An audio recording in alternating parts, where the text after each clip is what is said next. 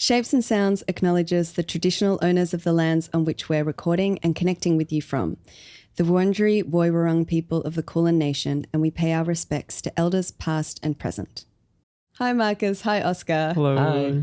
Hello. So in the first episode of this season, we spoke a bit about how therapists or mental health practitioners have really poor mental health. Not always, but in some cases, yes. And I just want to say, I think a lot of people that would be listening to this podcast will be wanting to connect with a therapist. So maybe they want to hear that therapists are doing things to take care of themselves, which they are. Don't worry, everyone. And also, I think another part of our listenership are people who are listening who are interested in pursuing a career in mental health too. So I think for those people, I want to reassure you that there are lots of ways in which you can take care of yourself too. Absolutely. And it's not just mental health practitioners as well as clients as well. I think everyone is struggling a bit in work, including in my field. We mentioned that engineers have really poor mental health as well. Yeah, so we just really wanted to have this episode to sort of just describe and discuss the sort of strategies we have to stay well in our job. So yeah, let's find out what we do to actually survive. Welcome to the Asian Mental Health Podcast, brought to you by Shapes and Sounds.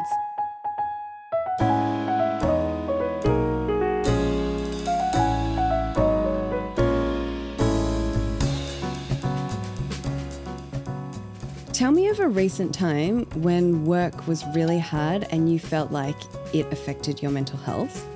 Mm-hmm. So, for example, I'll tell you my story first. Okay. So, as you know, I do half-time at Shapes and Sounds, half-time at another job. So, yeah. I'm like my own boss here, but then an employee at my other job. And this is like a really intense story that just happened recently, literally 2 weeks ago. So, someone on that team told me that other people on the team were saying that I didn't bring any value to that team. Whoa. And that I don't do anything. Oh my gosh. Right? That's so high school. Yeah. Isn't it? Group project drama. Right there. I was like, what? That does not sound like my colleagues in that role. I was like, oh my gosh. Everyone's really sweet. So then I was just reflecting, back in the day, I would have just gone home and cried and been so ashamed to show up at work to be oh my God, everyone thinks I'm doing such a bad job. Maybe I should just quit, you know? But instead, what I did was on Monday, I went into work and I went up to all my colleagues and I was like, have you been saying this about me? Oh. Yeah, I did it. Damn. And I was like, and if so, I need to know about it, you know? Oh. And everyone was like, what? Everyone was like, no, we've never said that. Yeah. And I believe them because they're all really sweet, you know?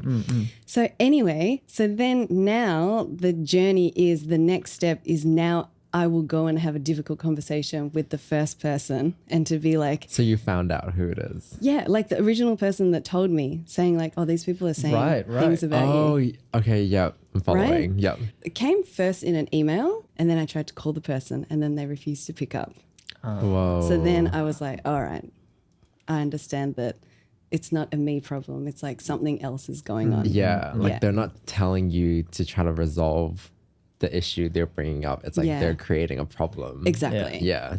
So it's no longer a silent hustle. I will never internalize things like this anymore. It's if you have a problem with me, tell me, That and sounds so stressful. It was so stressful. That's crazy. Is it crazy? Yeah. It's so crazy. Okay. Would it upset you? Because I was upset. Yeah. Okay, good. And I'll be completely honest, that just you saying oh, now I'm going to have a hard conversation, that already just gives me anxiety just hearing about it. That just makes me I know. ooh, that's so would tense. not have the courage to do that. Yeah. Do you know what's weird though? Now I feel excited about it. Empowered. Yeah, now I'm all right, I'm ready. Let me get my suit on, you know? Whoa. Yeah. But that was stressful. And I think, remember how I told you, I've never had so many pimples in my life, but that was one reason too. Oh. So I think for me, I always manifest stress in physical symptoms. Yep. at one point it was like I get lots of like cramps and like leg cramps and like I think they're running injuries, but they're usually more like stress related. Or I've never really like broken out on my skin, but that was something that happened. So I was like, okay, I better like sort myself out. And I think in terms of like the strategy, I'm still going through it, but the strategy is like if there's a problem, attack it head on. Don't shy away.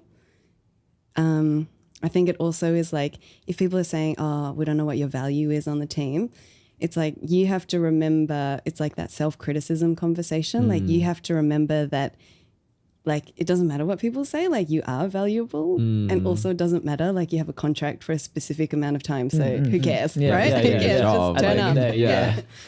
But then I also heard another strategy which I think is really interesting. Like, you know, when something really stresses you out and you feel your heart starting to race and you're like, oh my God, it's happening. Then someone said that you should move your body to like match your heart rate. Oh, that's so interesting. Yeah. Like stress is if you were just sitting there and your body is like going through a stress response. But imagine if you just stood up and did push-ups or star jumps. So then like naturally your heart rate would pick up. Does that make sense? So it's like that sort of feeling and the heart racing then becomes like it's because of the exercise, not like the stress kind of. Yeah. And so your body's probably like moving through a stress process normally. It's just like, okay, I'm exercising, so my heart rate increases. And then you naturally move it away. That makes a lot of sense. Does it? It does. Does it naturally regulate it afterwards? Like, I don't know, like after you do like the 1,000 star jumps or whatever. Like, I don't know. Does that help you bring it back down afterwards? I think it would, but it would probably depend on like how long, right? Oh my God. Anyway, that was a weird story. Yeah, that's so crazy. It's crazy. But what about you? So crazy. Well, tell me about a recent time. Like I do have really a recent story too, actually, that was quite stressful. So my other job is working in research as a research assistant. And I've kind of started a new project, and the first thing I was trying to work out was all of the statistics to run the results. So to do that, I had to use like this code and like the statistical software to sort of just like analyze and see like what the results were saying. But it took me like 2-3 weeks, and I was like, I'm not getting any of the statistics. And it was, I don't know, it sounds really silly now that I'm thinking about it, but at the moment I was like, now I just feel so stupid because they've employed me to do this job that I can't do. And I don't know who I can ask for help.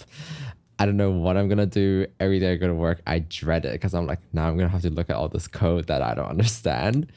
And yeah, it was like really, really affecting my mental health. And I think it was affecting it so much because it was defeating my self-worth so much. Yeah, and every night I was in bed and be like, I can't relax until I figure this out. Like, oh wow, it was like quite bad. Yeah. So, and then if you couldn't work it out, then what happened? You just like it keeps you up at night? Oh, it wouldn't keep me up at night. It was affecting my sleep a little bit. And usually I'm a very good sleeper. So like when I know my sleep is like messed up, that's when I know kind of there's something wrong. Yep. And did you work it out? Like what happened to the actual stats? Yeah. Well, okay, the resolution was I just spoke to my supervisor and then she was like, it's okay, we don't worry about it. Oh my God. Yeah. So all along it was a me problem. So how long did that last for? I want to say like 2-3 weeks. And I don't know, I think a part of it was also like I was trying to rush, and like retrospectively thinking about it, I think it was me who was rushing it. Like, I don't think there was ever like a rush to get it done quickly, but I just like was in such a rush to produce something to show her. I was like, oh my God, like every day I go to work and I'm producing nothing. Like I feel so stupid. Yeah. Yeah. That's so hard. Yeah, but it's okay. It's in the past now. And I'm sure your supervisor was like, oh, that's fine. She was like, yeah, don't worry about it. So maybe if I spoke to her earlier and found out that it wasn't that big of a deal, then I could have not been so stressed. But yeah, I don't know. It was actually affecting me quite badly, like more than I thought it would. But I was like quite upset, like thinking about like not being able to show that I'm smart to her. I don't know. Yeah. Especially because it was kind of like the first project that I'm kind of leading. So I was like, this is my chance to show her I can do something. So it's a lot of like sort of how I've defined my self-worth and all of that. Like that's kind of played into like why it's been so stressful. So Is Yeah. that part of the reason why you were rushing? I guess so. And it's like, I don't know. I think not a few weeks ago, but maybe last week, I was thinking about like, why I feel the need to rush, and like sort of reassuring myself that like there is no rush to sort of try to understand everything. Cause it's like, I've only started like looking into all this research like for the past half a year or whatever. And it's like, my supervisor's been doing this for like 20 years or whatever. Obviously she knows more than me. So it's like, why am I rushing to try to understand everything, putting unnecessary pressures on myself? So yeah, like I've been trying Yeah. to think of it in that sense. So How did you come around to that though? You know, how did I like, come around? like, was it as simple as your supervisor being like, oh, it's fine. And then you were like, oh my God, I feel great. Or did you do other Well, things? I did persevere to try to figure it out. And I think I did sort of figure it out. I just wasn't super sure, but then eventually got to a point where I did figure it out. Because it's not like I've never faced a challenge doing coding or anything with research, like in assignments and stuff, but I just didn't know why this one was affecting me more. Yeah. So I was just trying to like reflect on like why was this one really, really messing up my mental health. So yeah, it was that. And then speaking to my supervisor, like finding out it wasn't like that big of a problem, and also just like talking about it in therapy helped. So yeah. Also, I've been trying to do a lot more reflection, and every time I like get stressed about it and take the stress home with me, I just try to remind myself that there's more important things in life than work. So I'm like, Like what? I don't know, like sleep or something. I'm like, there's other things I need to be worrying about, not worrying about. There's other things that I should care about in life that are not work. So I was trying to reappraise, Yeah. think in that sense. So Hmm. yeah. What did that process look like? Like, how did you like catch yourself? Was it literally just walking down the street and you were thinking to yourself, or was it like, did you have an action there? Or I think it was really slow, like a very gradual sort of reflection. Just like thinking about like why this thing, like this project I'm doing means so much to me. Cause like I've kind of come to the conclusion pretty early on that's like, obviously it's stressing me a lot because it means a lot to me. Like that's why I'm like, because I care so much and it's stressing. So I'm like, why is it stressing me out so much? And then, yeah, kind of going from there, reflecting, Yeah. like sort of reevaluating the value I attach to it. So yeah, I don't know if that's really that insightful. Yeah, So. it is. And also like as the other supervisor in your life, like how amazing is it that someone is so passionate about their work and like so dedicated and like that it ties into your self-worth, and you do an amazing job, just so you know. Thanks. I hate compliments. yeah, so you're like- I mean, you know that. That so. made me feel really awkward. Anyway, Anyways, yeah. Yeah, I want to hear from Oscar too. me too. yeah, thinking back, so I recently have had a job. I've previously had a job in hospitality, Okay. like, you know, restaurant service kind of stuff. And while I was at work, I started to get really stressed. I think the first thing that made me really realize the severity of the situation was like, I came home and I was like trying to get to sleep after going to work. And like the images of the day just kept on playing out in my mind Oh my gosh. before I could get to sleep, like no matter Yeah. what I did. And I don't really remember my dreams very well. So I don't know if it was like infiltrating my dreams as well, but definitely like the last things I'd see before I could actually get to sleep were just like, you know, moments throughout the day just playing on repeat. conversations? That's so Yeah, scary. it's so scary. And I was like, Yeah. I was trying so hard to like not have that. Like Yeah. I try meditation, I try all these things, but that was a pretty obvious cue, which was like, you Yeah. gotta like, you know, this is affecting you.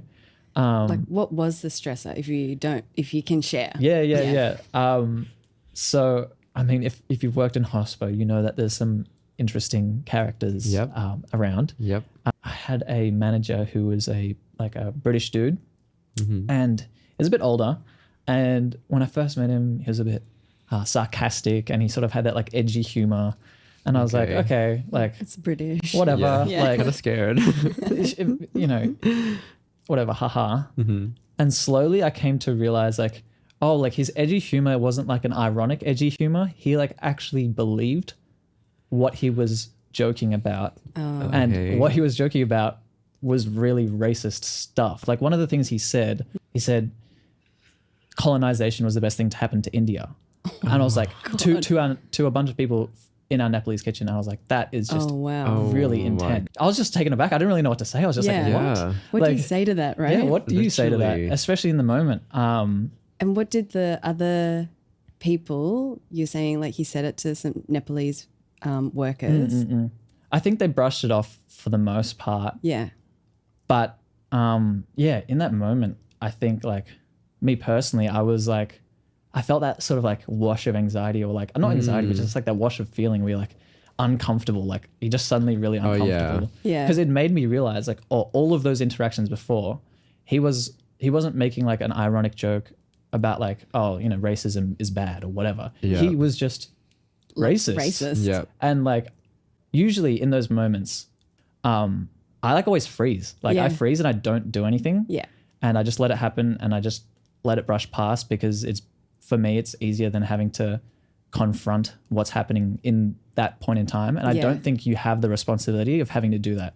I genuinely believe so. Like Yeah. it's already not enough on to you be to educate others. Right? exactly. Yeah. You're already like going through an experience in that moment. You don't also have to, you know, really command the situation as well. Yeah. But that time I actually kind of feel a little bit proud about it. I kind of like actually, I don't know, I just locked in. I kind of just like Yeah, good. called him out on it.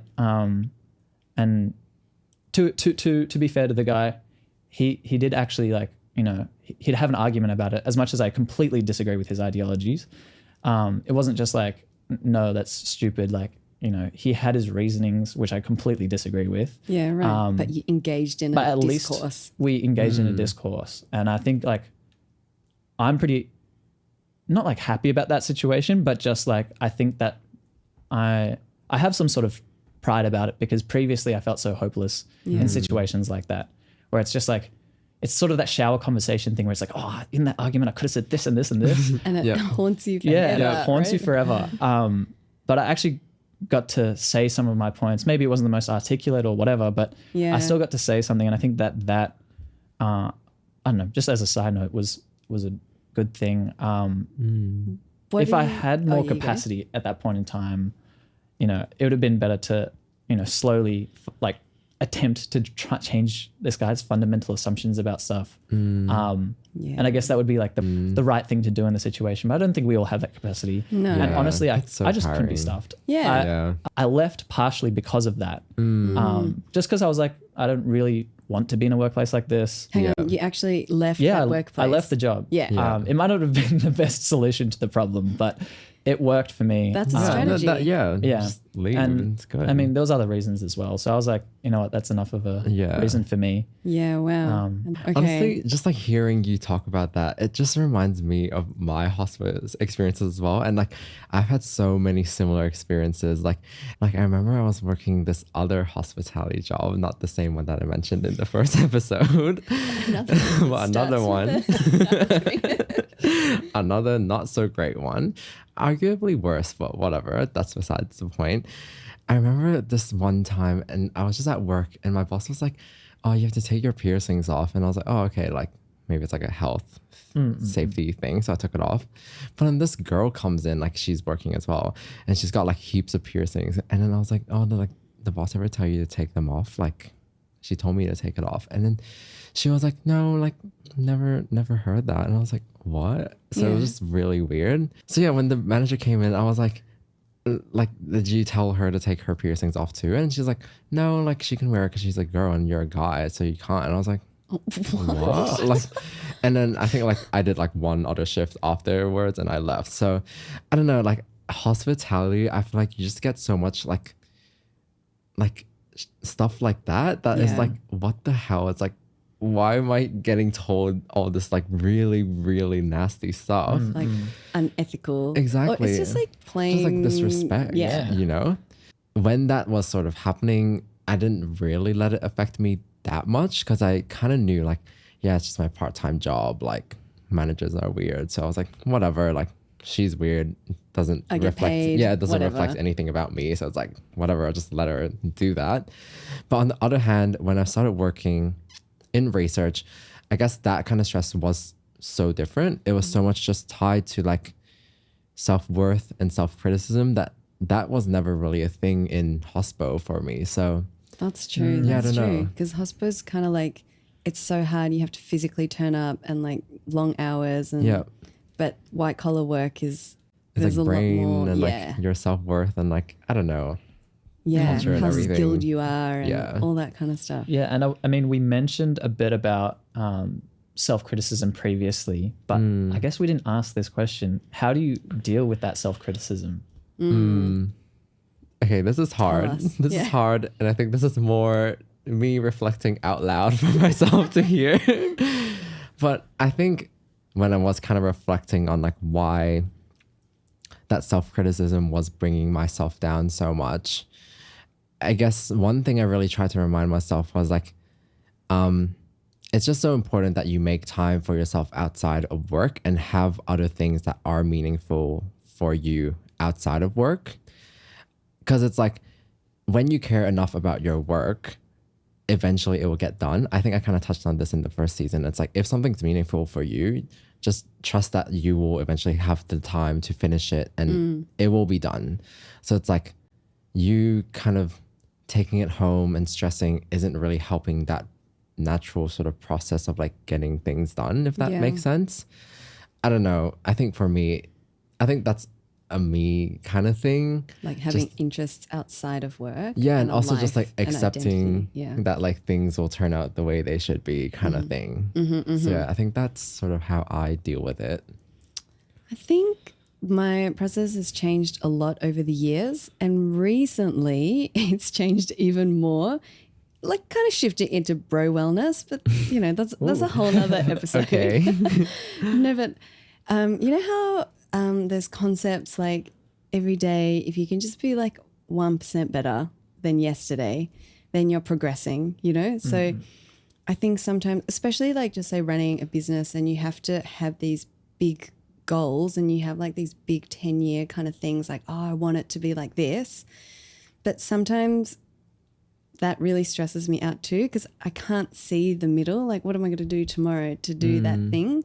But then if I bring it back to that 1% thing, I think it's like a Atomic Habits. Have you heard this? Like James heard of that Clear is book. the Yeah. author. Yeah.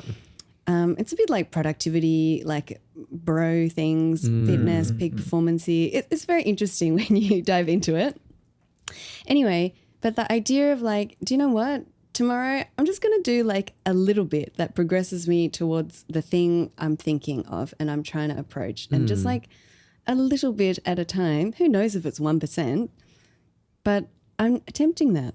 I think it helps with self-criticism. It's like, okay, you didn't reach your 5-year goal, but guess what? You did something. Yeah, you well achieved done. one thing today. And that's good. And I showed up and I tried.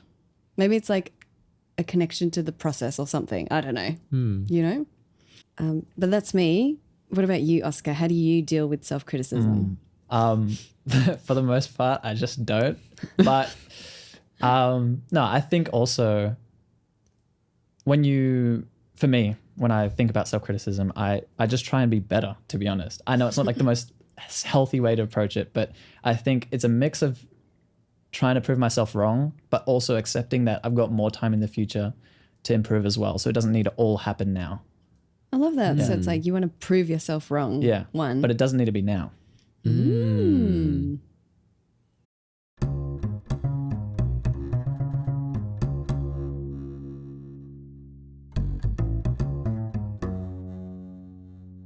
So Oscar, you were talking a lot about like self-criticism. Can you just like sort of elaborate on that? Like what the self-criticism was like, how it was affecting you and everything? Yeah. I mean, I guess the example is that, as per usual, most of my frustrations come from trying to make clothes. For my friend, I was making some like dust bags. A dust bag is basically a bag for clothes that keeps the dust off of it. The timeline was pretty short.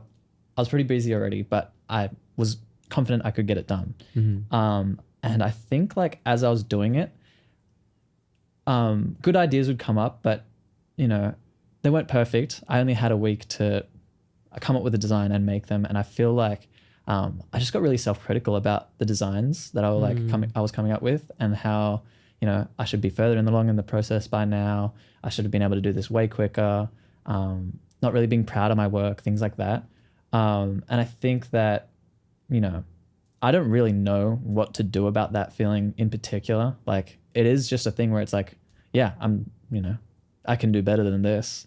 But you also have to acknowledge the context and I guess like where you are in that point of time. And I was like, I've got a week to do it. Yeah. I'm not going to make the most beautiful piece of work. And I think this happens with a lot of creative projects. It's just like, it's never going to be perfect.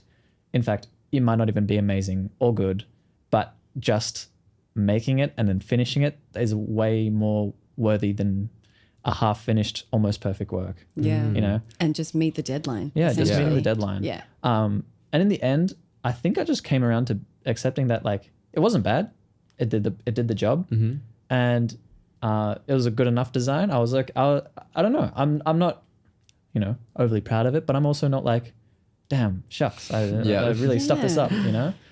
So I guess my process of dealing with self-criticism is like always to remind myself you don't need to achieve perfect. You just need to get the job done, which is way, way, way easier to say than it is to do. Yeah. And I think that's why I'm like, in the moment. I don't know how to do it because it doesn't come easily to me. Yeah. I know, Asami, you've juggled a lot throughout sort of your career. So what's like your experience with work and like all of that, Like I guess? managing it all. Yeah, managing everything, all the pressures, all the self-criticism. I think it has been such a long journey, and one that is not pretty as well. Like, it's not actually like, oh, and then I didn't, you know, really like accepted myself. It's not like that at all. It's like I've had spectacular moments of burnout and like really intense burnout. Like burnout being like when I burnt out in my role in 2019. Unfortunately, we went straight into COVID lockdowns too. So I think that like really complicated things. But then since then, I've never gone back into direct clinical work. Like that's how burnt out I got, being like, I don't think I can handle doing like direct therapeutic work 5 days a week, you know? So it's like some of the negative work experiences have really like shifted my career in so many different ways. And then like, you're like, okay, then I will progress into founding this organization, Shapes and Sounds, and running the organization and building a team and like growing this vision and mission. And then I think that also comes with its own pressures as well. Like I touched on it last season, but there's a lot of like financial instability, especially in the first 3 years. You don't know what you're doing. I don't have a business background, so it's like it took a long time to work out actually how to run and operate a business. So then like trying to work out how to do that, stay alive, which means like doing part-time work as well. So then you're juggling like in terms of time, there's a lot of time that has to be spent working, doing different things and wearing different hats. And the question was like, how did I deal with it all, right? Yeah. Yeah. I just looked at you. I was like, how do I do it? No. Nowadays, I feel really good. I think it has a lot to do with like the different levels of health and stability that you need to implement into your life. Like, as you know, I do a lot of like training and running. And I think that has built up so much stamina to be able to work long hours. I don't think I really had the stamina to begin with. Like, obviously endurance running makes you run for a long time. It like builds your brain up to endure a lot of stuff as well. Does that help you against burnout as well? I think so. And I say I think so because it's not the endurance running that teaches you about burnout, but when you start training, you have to spend a lot of time and energy on recovery, which is like all like your foam rolling and your stretching and your blah blah and your, like your, I don't know what else, like eating well and sleeping enough and all that kind of stuff. And so then it really highlights when you're not doing all of that. Right. And so then if you have all those bits in place, then everything is actually better. Like if you sleep 8 hours every single night, then you do, surprisingly, you feel better. Who would have thought? Right? And then you can go into high stress environments and you're not, and then you know how your body knows how to recover and recoup from that. So it could be like the stress could be from training, or the stress could be from like a high stress work environment. So I think like I've built a stronger nervous system over time. So that's been one thing.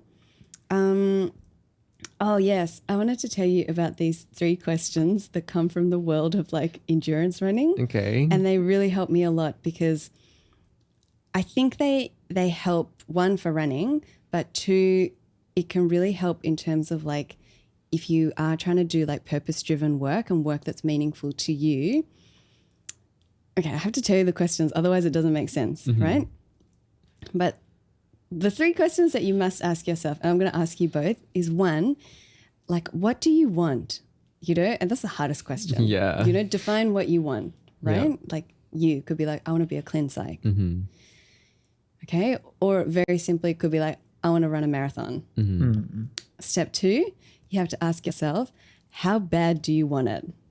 Okay. Because it's like, I might be like, yeah, I want to run a marathon, but actually, I don't know. Like, I don't want it that bad. yeah, like I'm pretty happy running like non-marathon distances. Like I'm actually really healthy and like I'm really well, you know? So there's that, right? Like how bad do you want to be a clean psych? You're like, And then the 3rd question is, this language is a bit intense, but the language is like, how much are you willing to suffer to get the thing you want? In other words, it could be like, what are you willing to sacrifice to get the thing you want? But if you ask yourself those 3 questions in terms of anything related to life, it's like so clarifying. Because it's like with the marathon training, if I go back to a very simple example about marathon training, you essentially have to train like 6 days a week, like 2 workouts a day, like a lot, right? And that means you have to eat a lot, you have to sleep a lot, Yep. you need to put your feet up. Like there's a lot you can't do. You have to sacrifice a lot. Yeah. And I personally wouldn't sacrifice running shapes and sounds at this stage to do the marathon, maybe in 5 years' time or something, right? So it's like, then it's so easy. Once you work that out, Like what really means something to it's like you. so easy to organize your brain. And then you're like, oh, this is important, this is not. Like your priorities, like organizing all of that. Yeah. Right. Okay, I have a question though. yeah, Because okay. when you were talking about the how badly do you want it, do you think you could want something too badly? Because I feel like that can be bad too. Bad. Like, what do you mean too badly? Because then it's though? like, if I'm thinking about like how badly I want something, or like say my career, it's like I want to achieve it, but I'm not like I want it so bad. Because I think to want it so bad is to then just attach your whole personality to that thing, Yeah, right? And I yeah. don't necessarily think that's healthy. That's true. I mean, you can want something a lot and it not be good for you, and that you can want something Yeah. a lot that is good for you. I feel like that's hard because then you're attaching Yeah. desire to health. Yeah, right. I feel Yeah, like that's I a guess. dangerous. I feel like it's a dangerous game. What's a healthy level of like you want it bad? yeah. I don't know. Like, do you have an example, Oscar? Oh, not really. I mean, I'm like sort of the opposite. Like even on the first question, I'm kind of stumped. You're like, Like, I don't know. what do you want? To be honest, I feel like it's really a hard question to answer. It's so hard. It's actually the hardest question. I mean, you could reflect on it being about something about the times, like, oh, we currently get to see so many different ways of living, how so many people live their lives, that we have a bigger scope of what we can want. And so it's sort of like a choice paralysis. Yeah. Oh, which one, like, am I going to choose? Which one is like the objectively right way? Yeah. And I think I deal with that a lot. Like, I'm a big choice paralysis kind of person. Yeah. I don't know. I think it's a tricky question, and I think it could be unhealthy. just my opinion. Okay. But like, because I don't know if you. I think it's a good tool. I just don't think you should base your whole personality. Yeah, like you I shouldn't know, that's want me. some. No shade. Maybe just for I'm me. kidding. Yeah. I don't know. It's very interesting though, isn't it? It's so confronting to be like, what do you want? You're like, oh no, what do I want? Yeah. It's actually, Yeah. No, that's a scary the hardest question. part. Yeah. Yeah. And to ask yourself how badly you want it is so confronting too, I feel. Really? Yeah. Why? Yeah. I don't know. You're like stuck on question 2. Yeah, that's the question I'm stuck on. I think it's about competency because I feel like I've always related, like, what do I want to do? And can I do it in the sense of like, am I competent enough to do it? Am I like smart enough, or do I have the skills, et cetera, et cetera? Yeah. Whereas this one frames it purely out of desire. Oh, And yeah. In that sense, it's like, sure, I might be really good at a certain thing, but like, what if I'm just not strong enough of a desired person or a passionate enough person? Like, I hear you. do you know what I mean? It feels like my value is now condensed into my desire or my passion. No, I think Yep. this is the underlying text to all of this. The underlying text is if you want something, you can go and get it. Right. It's very like neoliberalism. Again, maybe it's like too bro wellness. But do you know what I mean? okay. It's So like then the it's subtext is yep, you okay, can I do get it. whatever you want. So what do you want? Yep. Oh no, Yeah. that's what I've ascribed to. Yeah, okay, I get that. Because in that setting, then it's really like how much you believe in yourself. Yeah. Fundamentally, Yeah, okay. if you put your mind to something, you can do it. Right. So that's very like, it's like a super privileged way of looking at things too. Yeah. Yeah. I still think there's some like validity to it. I Like, agree. I see it. You I see should it. think about it. I'm just thinking more on the upper end between like this is a healthy amount of wanting something really badly versus this is all of my life's purpose, and if I don't achieve this, there is no meaning to life kind of thing. I'm just thinking about that end. Maybe it's number 3 then. How much are you going to sacrifice? Because that will clarify. I guess so. I would give up everything. Like you know, you want something badly, but you sacrifice a healty amount of things in your Yeah. life. right? I guess well, so. that's what the question's asking. Okay, I'll just think about it. Okay, everyone, that's a lot of homework for everyone, myself included, being like, oh, what are my underlying beliefs? I think Shapes and Sounds is like obviously a place where we have discussions like this, and we kind of like try and navigate everything into conversations about mental health and well-being. And we draw on our weird life experiences as well, as you've heard, like drawing on work, hobbies, all that kind of stuff, to kind of try and tie it all together. If those 3 questions were really like stressful for some people, know that there is always help. And at Shapes and Sounds, we have a practitioner list, a list of 100 Asian Australian therapists that are really interested in culturally responsive practice and supporting you.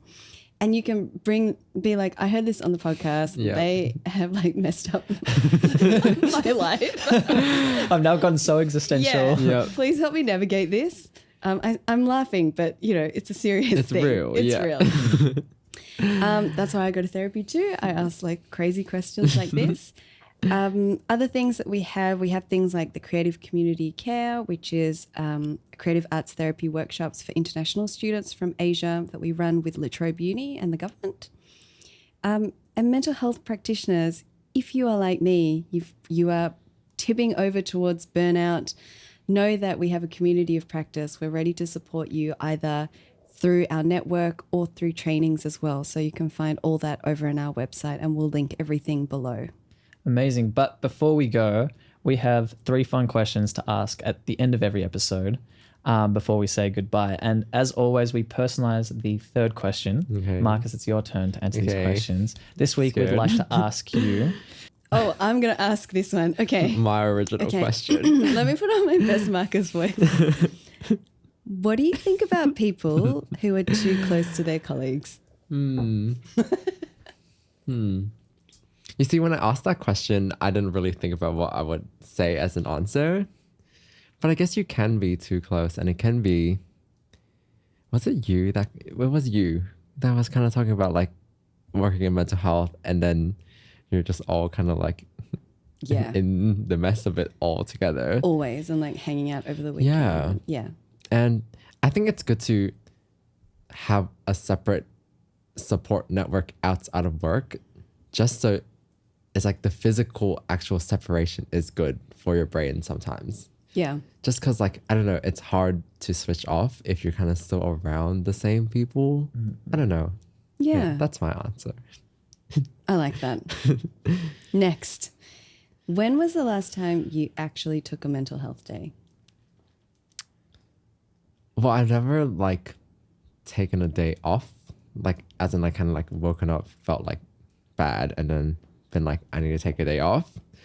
But I have had like I guess you can still call it a mental health day. Like I had a spa day last Tuesday, which I planned 2 months ago. A scheduled mental health day. Yeah, because it was like a spa voucher for my friends for my birthday last year. And I was like, I will plan and make sure this day happens. So I planned it in December last year, and then it happened last week in February. Did it help? I think I would prefer if it was like more than a day, but like Real. I guess yeah. But it was helpful. It was like It was good. 70%. Yeah, it was good. That sounds luxurious. Okay, for your third and final, most personalized question. Scared. When you're not studying, what will your self-worth be based on? Oh, that is that. Oh, okay. Yeah, in quotation marks, shade intended. Like, Ooh. So as a bit of a context as well, when I finish uni this year, I plan on taking a gap year. So I think this is something I do want to think about. Like, what do I do outside of uni? Like, what brings my life of value outside of uni? Yeah. So I guess this is something I'll think about, but hopefully I find something. I mean, like, I enjoy things Yeah. outside of uni, but like to this degree where it's like when I won't be studying, it's like, yeah, I don't know. I I'll think let you there's a guys lot know. outside of your work and uni. There is. We see it. Yeah. There is. There is, but But your self-worth is tied into your... study. Yeah. Interesting. Yeah, I'll let you Oh my guys God, know next existential Marcus. year. This is very, coming up. yeah, reflective. So I'll reflect on it and let you guys know. Thank you. We'll be waiting. We'll catch you next year. So thank you everyone for joining us for this episode. You can find us on Instagram and LinkedIn and YouTube at Just Shapes and Sounds. You can like and subscribe to us on your favorite podcast app. Download this episode for offline listening, and please leave us a review on Spotify as well. We'd love to hear from you. And lastly, please share this episode with your friends because word of mouth really helps to destigmatize mental health within Asian communities. So yeah, everyone stay well. No, I said it wrong. Sorry. Not stay well. Don't stay well. So everyone stay safe. Stay silly. See you soon. I've been numb to it, so I'm fine. This is a production from Shapes and Sounds. It's hosted by Asami Koike, Marcus Lai, and Oscar Abe, and produced by Yo Chung. We're proudly supported by the Victorian Department of Health's Diverse Communities program. All thoughts and ideas you hear are independently ours and our guests.